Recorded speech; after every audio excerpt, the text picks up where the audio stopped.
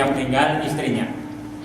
Artinya amaliyah orang yang hidup, istri atau suami atau anak-anak atau kerabat-kerabatnya, hal itu akan bisa memberikan kebahagiaan kepada mereka yang ada di alam kubur.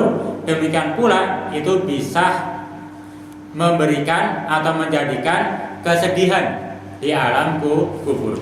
Nah, ini pembahasan pada hadis yang ke-15. Disebutkan dalam hadis ke-15 itu dari Sufyan, dari seseorang yang dia mendengar dari Anas bin Malik radhiyallahu taala anhu. Yaqul, di mana Anas bin Malik dia berkata, qala Rasulullah sallallahu alaihi wasallam, bersabda Rasulullah sallallahu alaihi wasallam, inna a'malal ahya, sesungguhnya perbuatan orang yang hidup. Artinya perbuatan orang yang hidup di dunia ini, terutama sekali adalah kerabat-kerabatnya, istri atau suami atau anak-anaknya. Itu ta'rudu ala asyairihim wa ala abaihim minal amwat.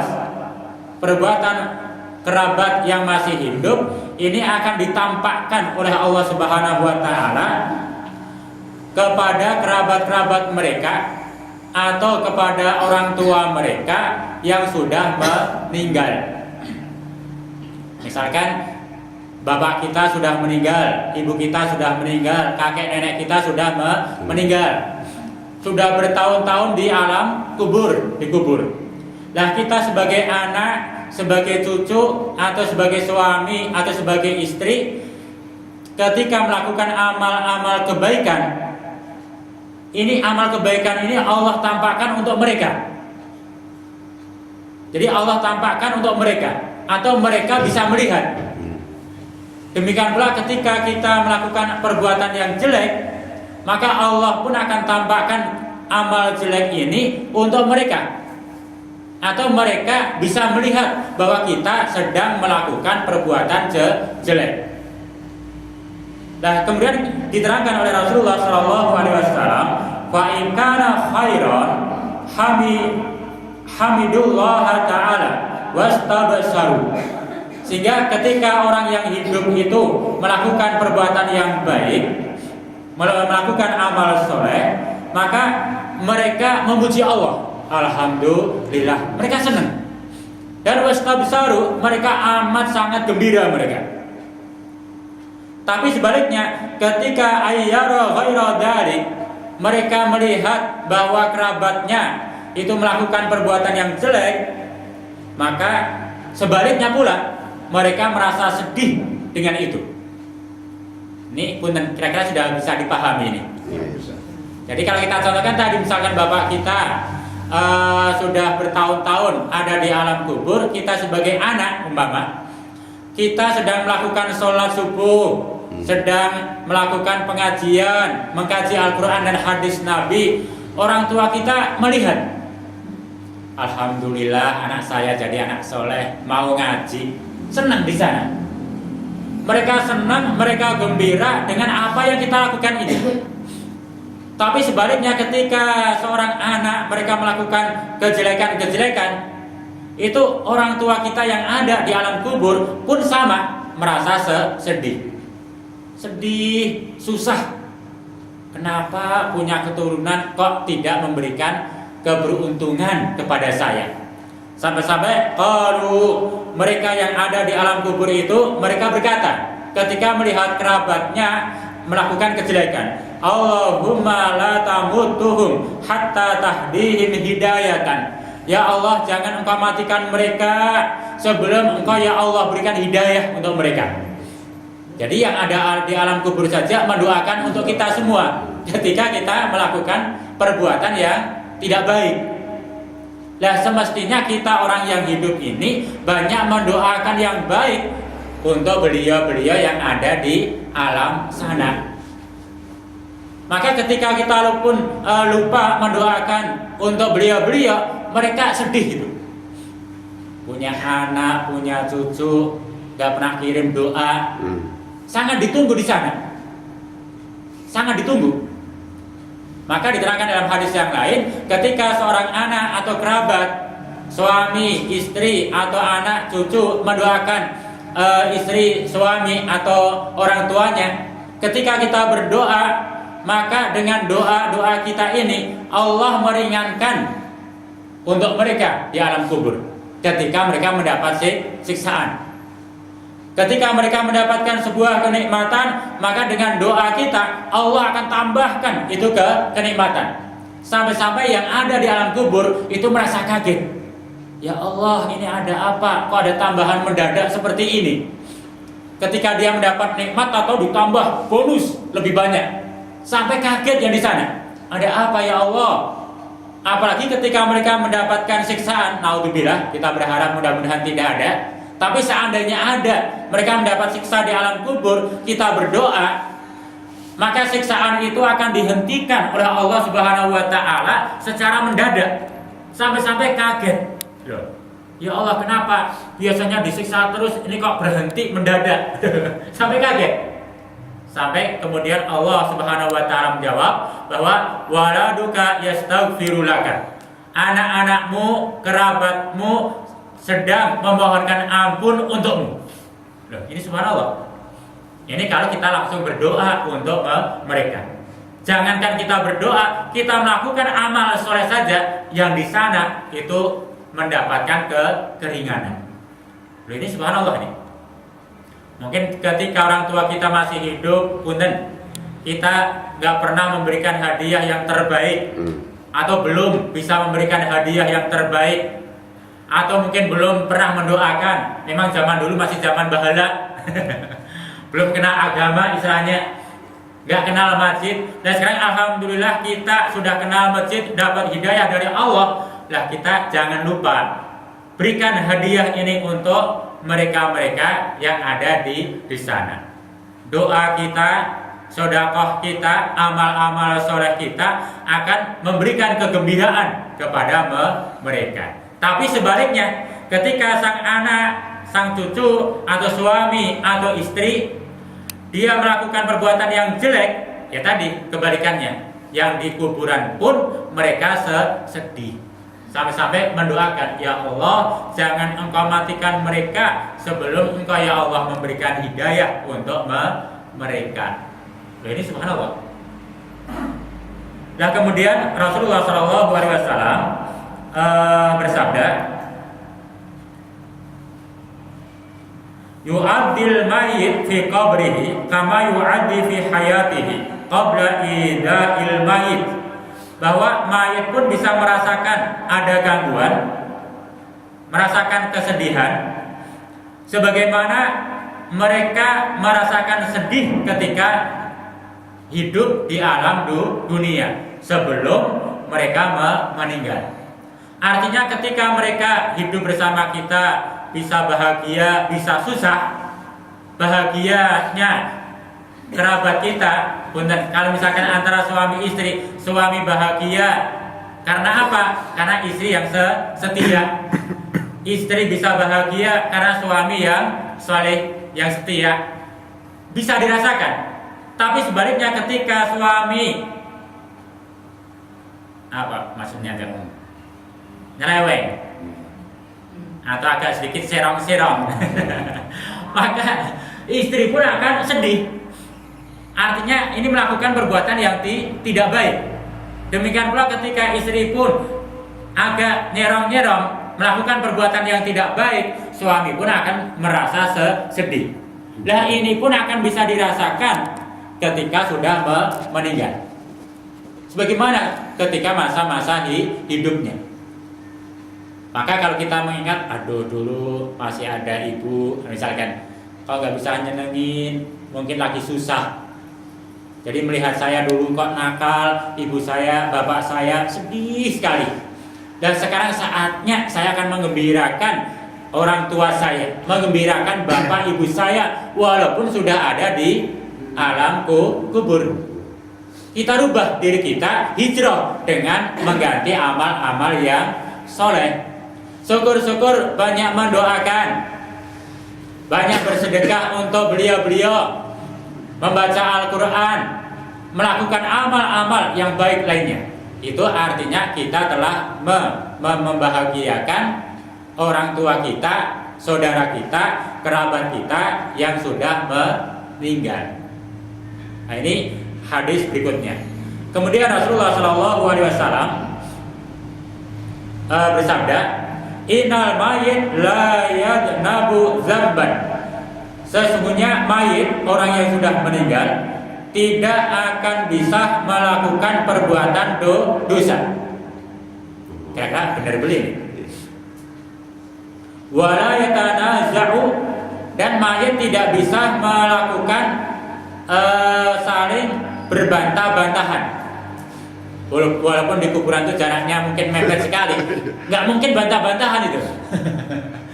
Walaupun di dunianya mungkin sering antara Tom dan Jerry lah. Iya, tapi kuburan dia dempet, nggak akan mungkin.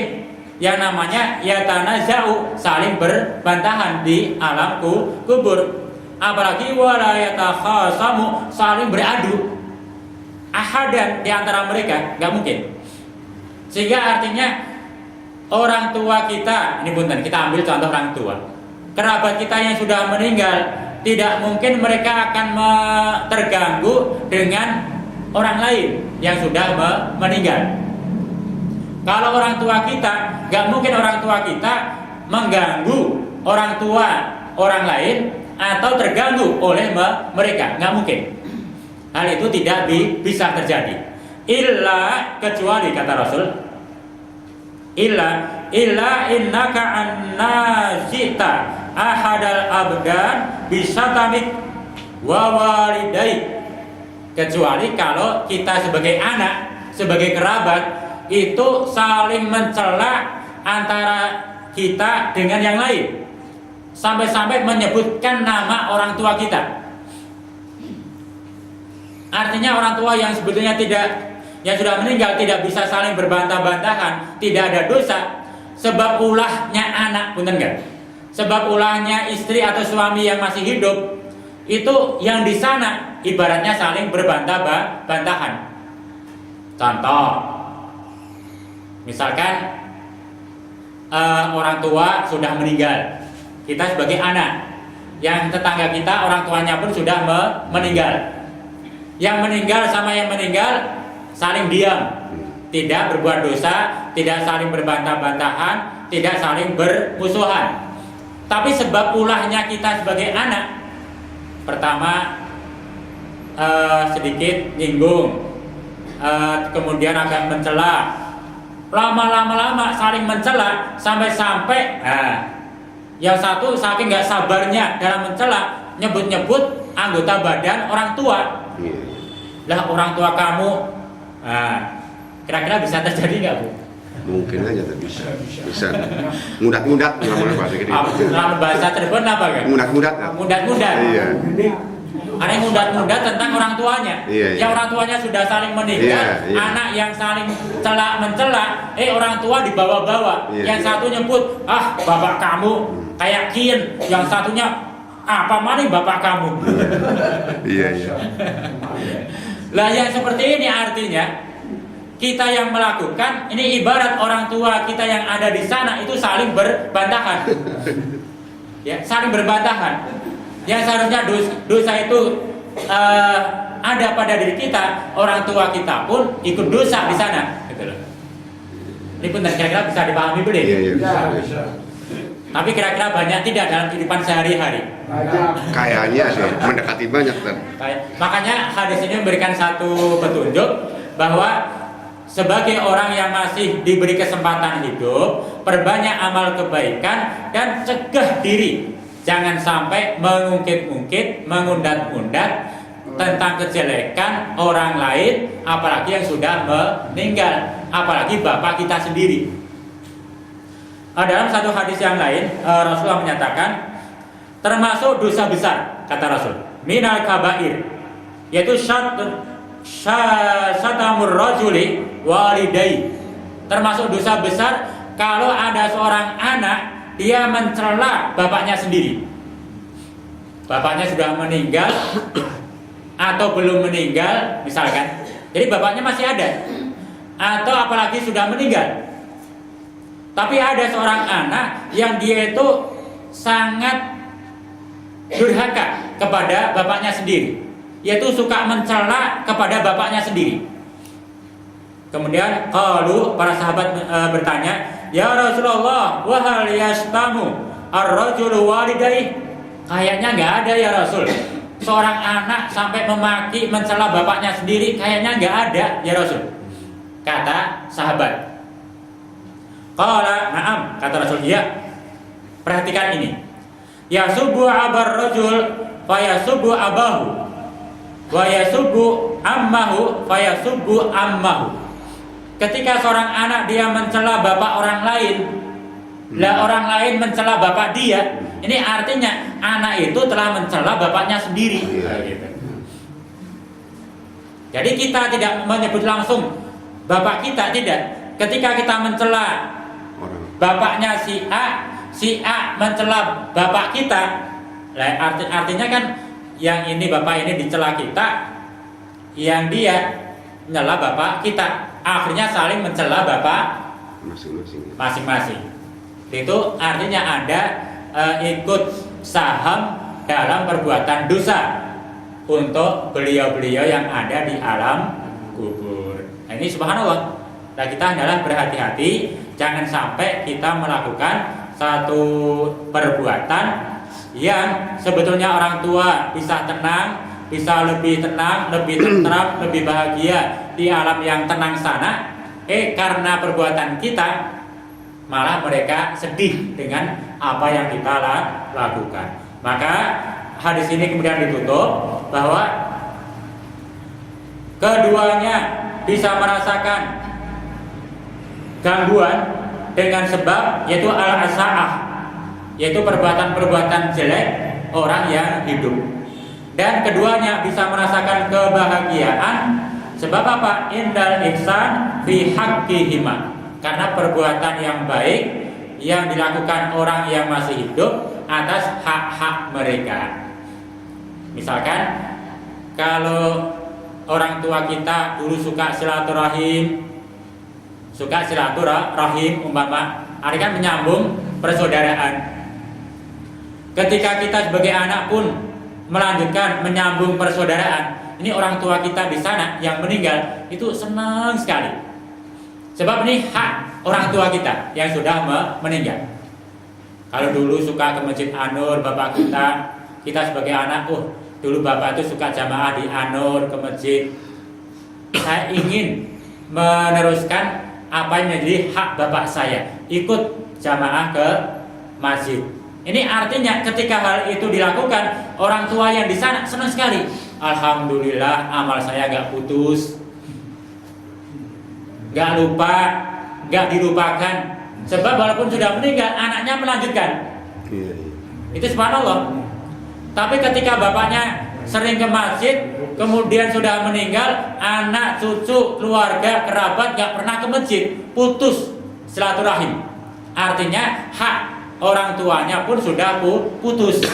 Itu orang tua sudah sedih gitu. Aduh, dulu saya biasa sholat jamaah di Masjid An-Nur, ini anak saya, mantu saya, cucu saya kok gak ada. Sedih yang di sana itu. Sedih sekali. Ya, sedih sekali itu. Ya. Maka subhanallah, ketika kita melakukan kebaikan ini sebenarnya bukan untuk diri kita sendiri. Ini merupakan satu bentuk amal kebaikan, amal soleh yang orang tua kita, kerabat kita yang sudah meninggal pun mereka bisa merasakan kebaikan kita. Nah, ini subhanallah, ini hadis. Maka ini sangat perlu kita perhatikan, yaitu selalu menjaga kebaikan dan menahan diri jangan sampai melakukan keburukan. Nah, ini hadis-hadis yang ada. Atau sebelum ini kita lanjutkan ke hikayat atau cerita. Mungkin kalau ada yang ditanyakan, mangga. Sambil agak santai nih. Ya, Tan. Terima kasih. Assalamualaikum warahmatullahi wabarakatuh. Waalaikumsalam. Mengenai menghormati orang tua yang telah meninggal, tentu saja ya tadi Ustadz sudah menerangkan lengkap. Sekarang begini, Tan. Ini mudah-mudahan jamaah yang ada dan mendengarkan sekarang ini artinya sudah agak istiqomah gitu kan. Artinya begini, kalau memang sudah bolak-balik masjid, maksudnya gitu kan. Kalau sudah bolak-balik masjid, jadi mudah-mudahan saja nanti kalau ada organ tunggal nggak joget gitu Pak. Jadi Tapi nyanyi Pak ya? Iya. Joget tapi nyanyi. Jadi kalau sudah bolak-balik masjid itu jangan sampai kita ini bisa joget di panggung. Mungkin orang tuanya sedih ya Tan? Sedih kan? Nah, Ketika ngaji senang orang tua kita. Iya. Tapi ketika saya joget, nah, jangan mau diundang oleh penyanyi ya Tan, gitu kan.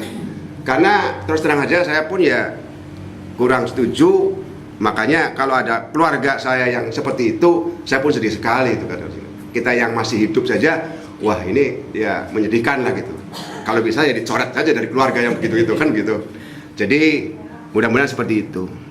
Lalu yang kedua Tad, itu tali silaturahmi dengan orang tua atau sahabat orang tua itu sejauh mana? Umpamanya gini, ya saya di sini orang tua itu sahabat dekatnya ada tinggal satu. Artinya yang dulu sering seusia, sering ngobrol itu tinggal satu. Maka ya mungkin hanya itu yang sering saya dekati gitu, yang sering saya pelihara itu. Nah, kalau tetangga itu artinya kalau yang satu ini memang ada tali kekerabatan. Kalau yang tetangga-tetangga sekitarnya itu usianya memang jauh beda dan sebagainya, itu sejauh mana kita menyambung tali silaturahmi dengan orang tua yang telah tidak ada. Terima kasih. Yang pertama hanya kita berdoa, ya ikut berdoa mudah-mudahan kita istiqomah sampai husnul khatimah. Iya. Dan sampai nanti ada godaan-godaan bisa ya sini sana berusaha untuk yang terbaik. Nah, adapun yang kedua tentang menyambung silaturahim atas orang tua kita yang sudah meninggal, memang yang namanya persaudaraan atau pertemanan itu ada yang teman sangat dekat, ada yang agak dekat, ada teman agak jauh. Maka memang lebih diutamakan yang paling dekat, yang lebih akrab. Nah, jadi suka dukanya memang sama beliau. Dan ini ibarat kita perlakukan seperti kita melakukan orang tua kita dalam rangka untuk menyambung persaudaraan atas orang tua kita. Dan adapun yang lain pun sama, tetap bukan berarti kita menjauh atau mengurangi rasa persaudaraan, hanya secara kuantitasnya pun ya berbeda ketika seperti ketika orang tua ada. Walaupun mungkin tetangga, tapi terkadang orang tua kita lebih dekat sama orang yang jauh. Nah yang jauh ini diusahakan kalau bisa disambung persaudaraannya, menyambung tali persaudaraan dengan orang tuanya. Ya kalau orang tua kita, orang tua atau para kiai, saking dekatnya antara kiai satu dengan kiai yang lain jauh, khawatir nanti putus sampai-sampai ada program tarik anak kita yang kesekian. Iya.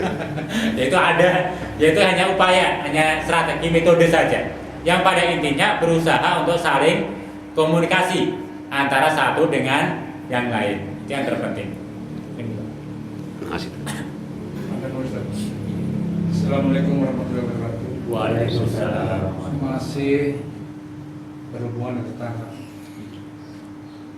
Dengan tetangga kita sering didolimi, dianiaya, kemudian kita juga agak terpancing emosi. Pertanyaannya, sejauh mana tidak emosi ini berdosa dan tetangga yang mendolimi? Ini besar mana dosanya? Atau kita yang didolimi itu tidak berdosa? Itu yang pertama. Yang kedua, kalau misalnya ada salah haji, kemudian hajatan, tanggapnya apa itu siang malam? Nah, Itu hukumnya bagaimana? cek loh. Ampun. Bagaimana hukumnya? Jadi untuk yang pertama tentang orang yang berbuat dolim dan yang didolimi, kalau ditanyakan mana yang lebih jelek, Mama, yang lebih jelek adalah yang berbuat dolim. Ya, yang lebih jelek adalah yang berbuat zalim. Tapi ketika satu mendolimi, satu didolimi, yang didolimi balas dolimi, hanya balas. Maka siapa yang jelek? Kedua-duanya jelek. Jadi keduanya sama, yaitu jelek. Ibarat ada dua orang yang saling berkelahi ingin membunuh. Ada niatan, satu berbuat zalim, satu melawan kezaliman, melayani kezaliman itu dengan kezaliman. Maka keduanya sama-sama ada niat untuk menjatuhkan. Maka keduanya adalah finnar, itu bisa terancam api neraka. Artinya jelek. Nah, yang terbaik ketika dizalimi, kita sabar. Kan? Tidak boleh dalam kaidah Ahlussunnah wal Jamaah, tidak boleh kita membalas kezaliman dengan kezaliman. Bahkan diajarkan oleh Rasul, ketika ada orang yang menzalimi, kita adalah membalas dengan kebaikan. Itu kaidah Ahlussunnah wal Jamaah. Ada yang menzalimi, ya sabar. Ingin balas tahan, nggak baik. Kalau terpaksa yang balas, jangan dibalas dengan kezaliman, dibalas dengan kebaikan. Biasanya ngomong ini sama kita, mau diomong lagi malah khawatir dosa, maka balasnya sama mangkok gitu. Makin mangkok. Mangkok. Par. Itu subhanallah. Itu insya Allah bisa berhenti. Bisa berhenti dan sama-sama dapat pahala. Yang ini dapat pahala karena membalas kebaikan, yang pertama berbuat zalim karena dikasih mangkok, kemudian sadar ini orang saya sakiti kok malah ngasih yang baik. Akhirnya dia berarti tobat, ada kebaikan keduanya. Tapi kalau yang satu zalim ini kita balas dengan kezaliman, itu bukannya berhenti, malah tambah besar. Nah, ada pun yang kedua, kalau ada seorang ustadz besar, ya, apalagi sudah haji, sampai nanggap organ tunggal, maka kewajiban kita yang pertama adalah berusaha menasihati. Itu berusaha menasihati. Tetap dalam bermuamalah kita dianjurkan untuk bermuamalah bil ihsan, dengan baik. Artinya jangan langsung dicela, itu jelek, jangan. Kalau memang dia begitu, dalam hal kita mendatangi, maka silakan dicari waktu ketika tidak ada atau sesudah selesai. Dan kita baru silaturahim. Kalau memang kita khawatir nanti pas datang ada organ, kalau ada organnya nggak apa-apa, tapi terkadang di dua wanitanya bikin kita serang, banyak dosa, nanti bayarlah kalau sudah selesai organnya datang. Dan itu juga tidak mengapa. Artinya kewajiban utama adalah menasihati, tetap menjaga muamalah yang baik. Itu yang terpenting. Masalah nanti dosanya bagaimana, itu urusan dia langsung kepada Allah Subhanahu wa Ta'ala. Assalamualaikum, Mas. Mangga. Assalamualaikum warahmatullahi wabarakatuh. Waalaikumsalam. Bagaimana seorang anak yang telah melalaikan kedua orang tuanya? Terus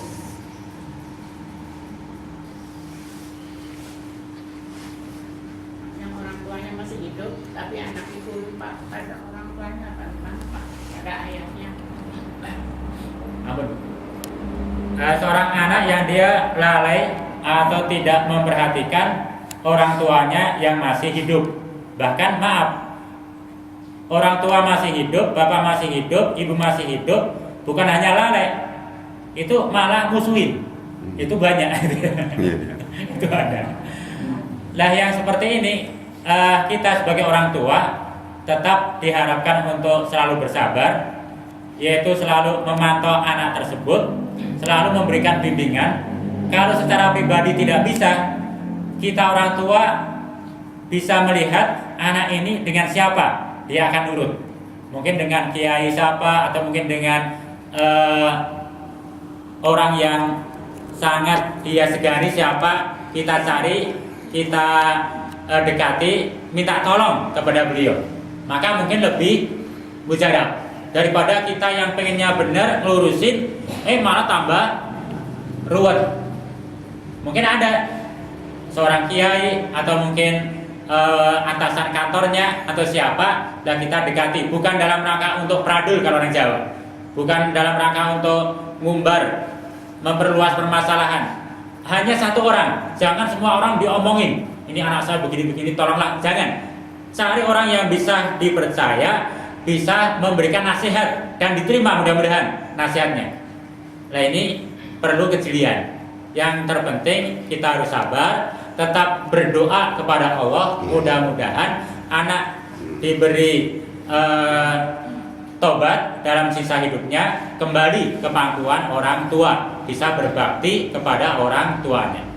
Kalau toh pun tidak bisa, berharap kepada Allah, mudah-mudahan setelah nanti saya mati sebagai orang tua, anak saya ini bisa tobat dan bisa memberikan kebaikan kepada kita. Artinya jangan sampai kita orang tua malah dendam, ikut dendam.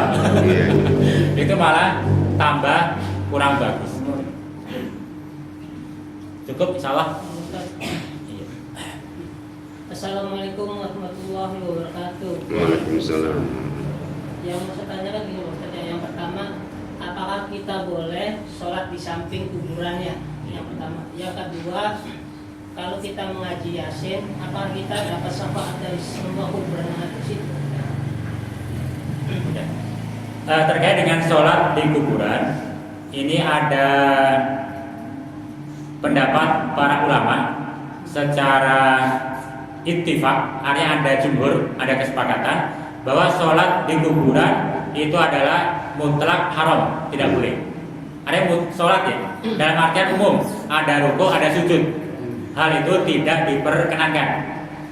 Kalau memang kita berharap atau bertujuan ingin sholat supaya orang tua kita bisa mendapatkan barokahnya, walaupun kita sholatnya di masjid, orang tua kita yang ada di alam kubur tahu kalau anaknya itu sedang sholat di masjid Anur, nggak perlu dekat ke kuburan. Itu dalam artian sholat secara umum. Nah, adapun untuk sholat jenazah di kuburan itu nanti ada beberapa pandangan ulama, ada perbedaan pendapat. Ada yang menyatakan tidak boleh, ada yang menyatakan boleh, ada yang menyatakan boleh tapi ada syarat. Itu sholat jenazah, tidak ada ruku, tidak ada sujud. Lah yang tidak boleh, kenapa? Karena si mayit itu sudah disolatkan. Artinya kalau sudah ada yang menyolatkan, kewajiban itu sudah gugur. Kita nggak perlu menyolatkan di kuburan. Kalau memang kita terlambat dan belum, nggak perlu. Sebab sudah gugur, itu fardu kifayah. Ada yang menyatakan boleh, tidak apa-apa, tanpa melihat sudah disolatkan atau belum. Ini yang kedua. Jadi yang satu tidak boleh, yang satu boleh. Karena kita merasa belum menyolatkan.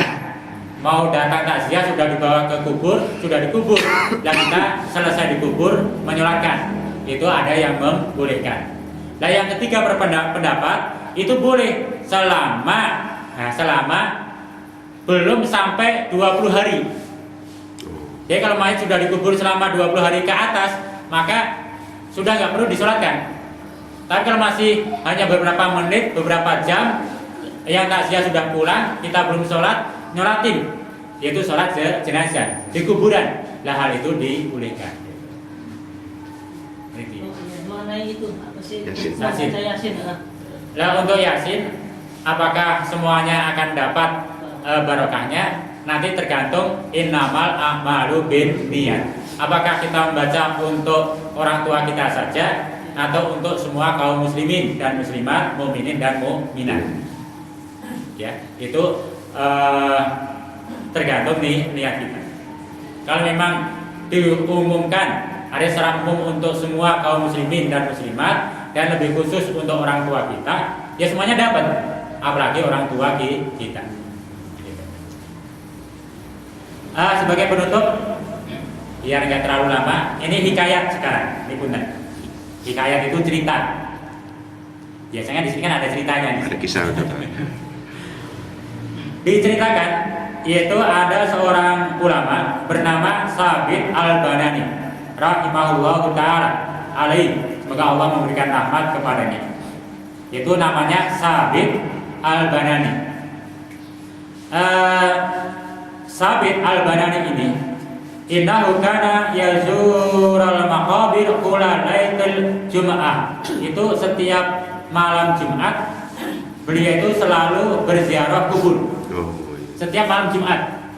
Itu di masa hidupnya. Jadi setiap malam Jumat pada Isya, jadi Sabit Al-Banani ini itu selalu mendatangi kuburan. Bukan hanya kuburan orang tuanya, pokoknya ketika ada kuburan dia pindah-pindah. Gitu ya. Pokoknya selalu berusaha mendatangi kuburan. Datang ke kuburan sambil dia bermunajat kepada Allah Subhanahu wa taala. Ada yang memohon kepada Allah, berdoa kepada Allah untuk mereka-mereka yang ada di dalam kubur. Walaupun doa ini bukan mesti harus ke kuburan, tapi ketika ingin mengingat kematian lebih dekat, datang ke kuburan. Hal itu boleh. Munajat sambil munajat kepada Allah. Itu hampir dilakukan setiap malam Jumat. Dan suatu saat Sabit Al-Banani ini dalam bermunajat itu biasa ila subhi, dari Isya sampai subuh ada di kuburan. Kira-kira sekali yasinan Ya kisah ini. itu munajat gitu. Berdoa kepada Allah sampai-sampai ngantuk. Itu kan fitrah manusia. Iya. Ketika tengah malam capek, lelah, kemudian sampai ngantuk. Jadi fata'an nasa. Ketika dia ngantuk tidur. Maka ketika tidur ini wara'a fil manam, dalam tidurnya ia melihat. Artinya dia bermimpi. Apa yang dimimpikan oleh Sabit Al-Banani ini? Anna ahlal kubur kullahum kharaju min kuburihim. Semua ahli kubur yang ia datangi itu semuanya keluar dari kuburannya. Masa nggak takut Ustaz? Kan mimpi tadi tuh. Ceritanya kan dia kan mimpi. Jadi dalam mimpinya semua penduduk kuburan itu keluar semua, mendekati Sabit Al-Banani ini. Keluar dalam keadaan bi ahsanis siyab wa abayadul wujuh, pakaiannya bersih, wajahnya berseri-seri, bahkan mereka masing-masing membawa makanan yang berbeda-beda. Jadi yang ada dalam kubur keluar dari kuburan, pakaiannya bersih-bersih, berseri-seri wajahnya, masing-masing membawa makanan yang berbeda-beda. Ada yang bawa pisang, ada yang bawa emping, ada yang bawa pepaya, ada yang membawa roti yasin. Mereka masing-masing bawa itu. Lah, sekian banyak dalam keadaan yang seperti itu, dalam keadaan bersih, rapi, wajah berseri-seri, membawa makanan yang berbeda-beda. Tapi satu yang dilihat oleh Sabit, ada satu orang yang dia bangkit keluar dalam keadaan sedih, lusuh, pakaiannya compang-camping dan tidak membawa makanan. Itu dalam mimpinya. Makanya keheranan ini. Kemudian Sabit Al-Banani dia berkata, mereka yang bersih-bersih, yang rapi, berseri-seri bawa makanan, dan yang satunya tadi yang lusuh, yang kotor, yang dekil, nggak bawa makanan, mereka balik lagi ke kuburan. Yang mereka bersih, rapi, bawa makanan, mereka kembali ke kuburan dalam keadaan pun sama, wajah berseri-seri, senang, tersenyum. Jadi ada rasa kegembiraan. Tapi yang satu balik ke kuburan pun dalam keadaan lesu, sedih dia, sampai sedih. Nah kemudian oleh Sabit Al-Banani dia datangi yang satu tadi. Kalau yang banyak kan sudah senang-senang semua. Ini kan hanya satu. Kalau daripada mendatangi yang banyak senang semua, toh mereka sudah senang. Ini hanya satu, kok sedih? Didatangi itu. Nggak takut Ustaz? Enggak, dalam mimpi kok. Ini kan dalam mimpi. Didatangi, ditanya, ya sabab, saya lihat semua ahli kubur di sini bangkit dalam keadaan yang senang, gembira. Mereka membawa makanan masing-masing. Tapi hanya satu aku lihat engkau, wahai sabab, wahai pemuda, engkau datang dalam keadaan sedih, kusut, dekil, dan tidak membawa makanan. Ini ada apa ini? Ya, bertanya kepada si mayat satu tadi. Iya. Kemudian dia menjawab, faqala ya imamul muslimin inni gharibun bainahum. Saya itu asing di antara mereka itu. Saya itu asing sekali. Mereka dalam keadaan bersih, rapi, berseri-seri wajahnya, membawa makanan, tapi kok saya kok tidak. Asing sekali saya itu. Di antara mereka saya asing sekali. Kenapa asing? Dia menjelaskan, laisa li dzakirun bil ihsan wad du'a. Bagi saya tidak ada yang melakukan dzikir secara baik dan berdoa untuk saya. Jadi saya ini satu-satunya orang yang tidak pernah dikunjungi keluarga saya. Keluarga saya nggak pernah berzikir kepada Allah, kemudian dia berbuat ihsan kepada Allah dan tidak pernah berdoa kepada Allah untuk saya. Sedangkan mereka, walahum, mereka semua, mereka selalu didatangi keluarga-keluarganya. Kenapa? Keluarganya, kerabatnya, mereka berzikir, mereka berdoa, mereka bersedekah untuk mereka. Jadi ketika keluarganya berzikir, bersedekah, bawa roti yasin, nanti bapak kita yang di sana bawa roti yasin. Insya Allah. Yang bawa apa itu?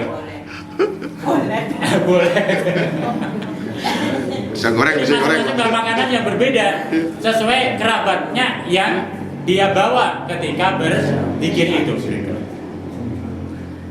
Nah kemudian ditanyakan oleh Sabit Al-Banani kepada si mayat satu tadi, apakah engkau tidak punya keluarga? Iya. Nah, itu kan, kok tidak ada yang datang atau berzikir kemudian berdoa bersedekah untukmu? Kemudian dia berkata, wa kuntu rajulan hajan, aku itu seorang haji.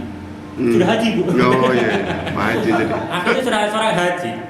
Wa kanat li walidah, aku hanya punya satu anak, artinya yang masih hidup, yaitu anak perempuan, artinya istrinya pun sudah meninggal. Hanya satu yang saya punya, anak perempuan.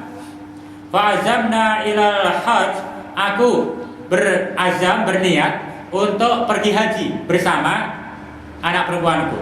Falamma dakhalna fi hadzal Misr, ketika kami datang ke Mesir, Mesir bisa bermakna Mesir, bisa bermakna di sebuah kota. Ketika kami datang di sebuah kota atau di Mesir, jara ala hukmillah ta'ala, kemudian mengalirlah hukum Allah Ta'ala. Artinya ketika ingin berangkat haji bersama anak perempuannya satu-satunya, ketika berada di Mesir, maka Allah telah menurunkan ketetapannya, yaitu kematian. Artinya mau berangkat berdua sama anak perempuannya, naik haji yang kedua sambil ngantar anak perempuannya, mungkin sampai di Mesir, belum sampai ke Mekah, ke Madinah, sudah meninggal di tengah perjalanan. Kemudian wadafasni walidati fi hadhil maqabir, kemudian anak perempuanku menguburkan aku, yaitu di pekuburan ini. Jadi dikuburkan oleh anaknya dengan orang lain di daerah itu. Kemudian setelah dikuburkan, singkat cerita, wa zawwajat nafsaha min rajulin, anak perempuanku telah dinikahi oleh seorang laki-laki.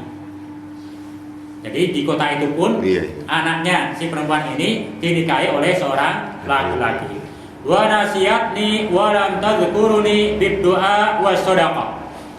Ketika dia sudah dinikahi oleh laki-laki itu, dia tidak pernah ingat kepadaku dengan doa ataupun dengan sedekah. Maka dengan inilah dia tidak pernah mengunjungi aku. Aku sedih sekali. Gak pernah berzikir untuk aku, tidak pernah bersedekah untuk aku. Maka aku sedih, lesu, lelah, kusut, dekil, dan tidak pernah sedekah, gak pernah membawa ngantar makanan. Maka saya nggak punya makanan sendiri, kata si mayat tadi. Kemudian kata Sabit Al-Banani, ya fata, akhbirni an maudhi'i walidatik. Kalau demikian, di mana itu rumah anak perempuanmu? Jadi ini orang sudah meninggal bapaknya, tapi ditanya dalam mimpinya, di mana rumah anak perempuanmu itu? Kemudian dia menjawab, rumahnya di desa ini, rumahnya begini. Iya. Dia di Blok Waton. Tahu gitu loh. Walaupun pindah kemana, dia tahu. Iya. Atas izin Allah, dia tahu. Jadi keluarga saya, anak pertama ada di sana, kedua ada di sana, itu tahu semua. Rumahnya, catnya ini tahu semua gitu. Ya, itu semua atas izin Allah Ta'ala. Dan kalau demikian, perkenankan saya untuk mencari anak perempuanmu, dan aku akan kabarkan tentang keadaanmu sekarang ini. Apakah hal ini diizinkan? Maka kata dia, sangat senang sekali. Jadi sangat senang sekali. Tolong bantu saya, cari anak saya dan sampaikan kabar tentang saya kepadanya. Kemudian tolong supaya dia mau ingat kepadaku, mau berzikir, dan mau sedekah untukku. Sampai-sampai dia pesan, kalau misalkan dia tidak mampu sedekah, tidak punya harta, sampaikan bahwa di baju peninggalanku dulu, nah, yang ini, itu di sana itu di kantongnya ada 100 miskol perak. Jadi kalau istilah kita ada 100 keping lah, perak. Ada 100 lembaran ratusan ribu lah gitu. Itu di peninggalan bajuku dulu ketika aku meninggal. Kemudian dalam mimpinya ini bukan mimpi. Dalam mimpinya, masih dalam mimpi, Sabit Al-Banani izin untuk mencari anaknya sebagaimana yang ditunjukkan. Ketika sampai di kota, sampai di Blok Watonnya, gitu kan ya. Dilihat, oh ini nih rumahnya, catnya ini bener, oh ini bener nih. Kemudian ditanyakan bener, ya bener, itu ya. Tanyakan benar, kemudian disampaikan kabar tentang bapaknya yang ada di alam kubur. Dia sedang sedih, nggak pernah makan, kurus kering. Jadi engkau tidak pernah ingat kepadanya, engkau tidak pernah bersedekah untuk beliau. Baru ingat, oh iya punya bapak. Jadi subhanallah tuh. Tapi si anak perempuan, bagaimana? Saya ingin bersedekah, memberikan makan untuk bapak saya. Saya nggak punya apa-apa ini. Kemudian Sabit Al-Banani mengingatkan, saya hanya mengingatkan dari bapak kamu bahwa di jubah bapak kamu, di kantongnya yang dipakai ketika berangkat haji bersamamu, kemudian meninggal, di sana itu ada 100 miskol perak. Silakan dicari itu, disampaikan kepada anaknya. Itu dalam mimpi. Kemudian anaknya pun mencari, kemudian ketemu. Nah, dalam kehidupan mayanya pun, kehidupan nyata pun ketemu. Ketika ketemu disampaikan betul seperti dalam mimpinya. Kemudian dicari-cari oleh anaknya, mana baju jubahnya bapak dulu gitu. Sudah sekian puluh tahun meninggal, dicari-cari. Dicari-cari sampai diobrak-obrak semua. Alhamdulillah ketemu. Itu dalam kehidupan sebenarnya. Setelah ketemu jubahnya, dicari di kantongnya, betul ada 100 miskol perak. Dia dapatkan itu uang. Kemudian oleh sang anak perempuannya, ya Imamul Muslimin, ini saya titipkan uang bapak saya yang menjadi hak warisan dari bapak saya, supaya disedekahkan untuk atas nama bapak saya. Nah kemudian disedekahkan kepada fakir miskin dan lain sebagainya. Nah ketika sekian bulan berada di kuburan yang sama itu, bahkan pindah-pindah. Iya. Ketika sampai di kuburan itu lagi, Sabit Al-Banani mendapati semua ahli kubur keluar dalam keadaan yang berseri-seri wajahnya, makannya bagus, mereka semua membawa makanan, termasuk yang satu orang tadi, sehingga tidak ada satupun yang tidak baik. Maka Syekh Sabit Al-Banani merasa gembira, alhamdulillah, senang sekali, ya itu senang sekali. Nah kemudian dalam mimpinya si mayat tadi bahwa orang-orang tua atau kerabat yang sudah meninggal itu akan bisa merasakan kegembiraan dengan sebab amal soleh yang dilakukan oleh kerabatnya yang masih hidup. Demikian pula bisa sedih dengan sebab amal yang jelek yang dilakukan oleh kerabatnya yang masih hidup. Maka nanti sekali-kali malam Jumat, supaya nanti Bapak bawain sate, supaya nanti Bapak bawa yang terbaik kan nggak apa-apa, tapi nggak usah dipaksakan. Iya. Jadi sesuai kemampuan kita, yang terpenting kita bersedekah walaupun hanya dengan zikir. Jangan sampai zikir tidak, sedekah juga tidak. Iya. Kalau memang sedekah harta nggak ada, minimal zikir. Insya Allah orang tua kita pun akan merasa bahagia, atau kerabat kita akan merasa bahagia. Nah, apakah hanya malam Jumat? Itu kan mimpinya. Iya. Kalau bisa setiap hari lebih bagus. Ya, itu kan kalau namanya mimpi hikayat, bukan hujah dalam Islam. Tapi kalau ada pelajaran yang baik silahkan diambil. Iya. Kalau tidak baik jangan diambil. Kalau pelajaran di sana malam Jumat, misalkan mau ditambah pun, kalau ada kesempatan, ada kelebihan, ya boleh, bangga. Nggak mesti harus nanti nunggu malam Jumat. Ya kalau kita masih hidup, Iya. untuk kita ada sempat dan pengen, wah ini sedekah untuk bapak saya. Nah, insya Allah bapak kita, kerabat kita yang ada dalam kubur pun bisa merasakan kegembiraan. Ini Mas kalau malam Jumat pakai nyugu-nyugu, malam Jumat nyugu-nyugu. nyugu-nyugu apa pasnya? Malam Jumat di pendaringan tuh nyugu-nyugu nggak mana nggak betul nggak kuat. Karena datang gitu kan.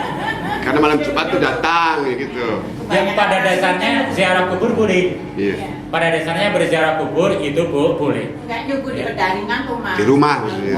Kasih makanan, makanan. Iya, di rumah tuh. Itu Ibu-ibu sebetulnya biasanya. termasuk adat atau tata cara agama dari Hindu. Iya. Itu dari Hindu. Yang terbaik bukan itu, tapi kita sedekah kepada orang lain, maka itu betul bermanfaat untuk orang tua kita. Tapi kalau kita hanya ditaruh di meja sampai bau, orang tua kita sedih, aduh makanan malah Mubazir ya. mubazir. Mas, di sini tuh begitu kalau malam Jumat masak enak-enak nyugu-nyugu sesajen tuh mas. Sajen.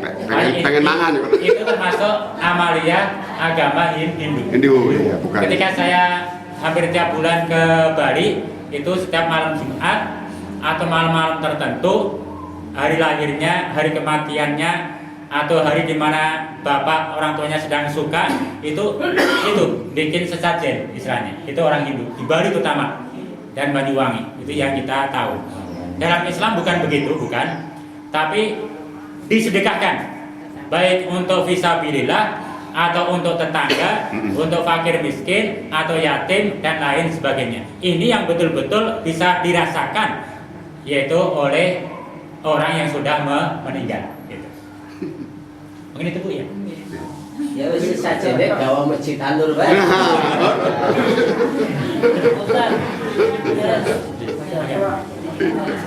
Assalamualaikum warahmatullahi wabarakatuh. Waalaikumsalam. Ya, saya pernah melihat melihat antrian saya dalam rangka penguburan. Di sini itu tradisi, kalau ditanya tradisi katanya itu membawa beras kuning, membawa membakar kemenyan dan sebagainya ya. Nah itu bagaimana hukumnya? Dan yang kedua masalah sedekah kubur, bagaimana hukumnya? Terima kasih. Sebetulnya ada beras kuning dan sebagainya, dalam Islam tidak ada tuntunan. Jadi ketika menguburkan mayit, setelah ya ada 4 saja yang paling penting. dimandikan, dikafani, disolati, segera dikuburkan. Tidak ada acara macam-macam. Bahkan yang namanya kalau saya orang Jawa itu ada berobosan juga, Ya. supaya nanti masih teringat. Dan ini pun sebenarnya termasuk ajaran Hindu. Terus. Ajaran Hindu. Karena para wali dulu masuk ke tanah Jawa yang sudah terlumuri dengan ajaran Hindu, mau langsung dirubah susah gitu. Sehingga menjadi tradisi. Maka sebagian ulama, selama hal itu tidak sampai pada menjurus kesyirikan, maka hal itu masih ditoleransi. Kecuali kalau sudah sampai kepada tingkat syirik, maka akan tegas mereka. Gitu. Makanya orang kembali nggak ke tahu Pak, apa itu tingkat syirik atau enggak, kita nggak tahu. Pak Ustaz, kalau kita berdoa ya lewat perantara itu gimana Pak Ustaz? Termasuk syirik enggak? Maksudnya doa lewat perantara melalui wali Allah gitu. pada dasarnya yang namanya orang yang sudah meninggal, mereka minta doa kepada kita. Bukan kita minta doa dari mereka, bukan. Jadi kita yang mendoakan. Walaupun mereka jangankan wali Allah, Nabi Allah. Bukan kita dianjurkan datang ke kuburan Nabi, kemudian ya Nabi tolong ini, itu nggak boleh. Nanti bisa menjurus kepada kesyirikan. Maka kuburan Nabi yang ada di Madinah sana itu di kamuflase. Mungkin yang sudah haji, maunya yang nggak betul-betul hafal wilayah sana, mana kuburan Nabi itu bingung. Sebab temboknya itu nggak lurus, nanti bentuk kuburan dibikin orang bingung di situ. Supaya tidak apa? Tidak terjerumus datang ke kuburan Nabi kemudian minta kepada Nabi. Nah, yang dibolehkan adalah mendoakan kepada Nabi. Mendoakan di sini dengan banyak-banyak berselawat. Maka datang ke kuburan Nabi, banyak-banyak berselawat, itu boleh. Tapi kalau minta doa dari Nabi, lah hal itu para ulama tidak boleh. Maka yang lebih baik kita sendiri dengan tulus ikhlas mendoakan orang tua kita. Nah, adapun kita ngundang tetangga dan sebagainya, itu dalam rangka untuk sama-sama tolong dibantu, itu boleh. Yang itu dibolehkan. Termasuk maaf, nanti ada dalam kitab Janais oleh Syekh bin Bas, kalau sebagian teman-teman kita ketika meninggal kemudian ngumpul banyak orang, kalau di sini diisi dengan tahlilan misalkan, itu bid'ah. Karena gitu. Banyak kan teman kita itu bid'ah. Tapi dalam kitab Al-Janais oleh Syekh bin Bas nanti ada penjelasan ahli mayit, yaitu keluarga mayit, setelah dikuburkan si mayit, kemudian dia mengundang keluarganya atau orang lain berkumpul di rumahnya, kemudian memberikan hidangan dalam rangka untuk sedekah, hal itu halal, boleh. Itu dalam kitab Janais. Itu dibolehkan. Hanya yang tidak dibolehkan ketika memberikan satu ketetapan harus sekian hari, hari sekian. Lah menetapkan itu butuh dalil. Tapi kalau misalkan orang tua meninggal, kita pengen ngumpul, dan nggak usah dibatasi 7 hari atau 5 hari, dan ngumpul semampu kita, mampu sehari ya mangga, mampu 2 hari ya mangga, ngundangnya misalkan. Nggak usah nunggu 40 hari, baru 25 ingat orang tua, undang tetangga, doakan untuk orang tua, itu boleh. Ada nggak usah nunggu 40 hari, 100 hari, mendak ini mendak itu, ya. Itu ketika ada ketentuan 5, 40, 100, setahun, mendak sekian, itu termasuk dalam ajaran Hindu. Maka kita boleh tetap boleh, hanya tidak boleh mengkhususkan, menetapkan harus hari ke-5, harus hari ke-40, harus. Nah, itu nggak boleh. Sebab ketika menetapkan kita butuh dalil. Tapi kalau ketepatan dengan hari 40 ya mangga gitu.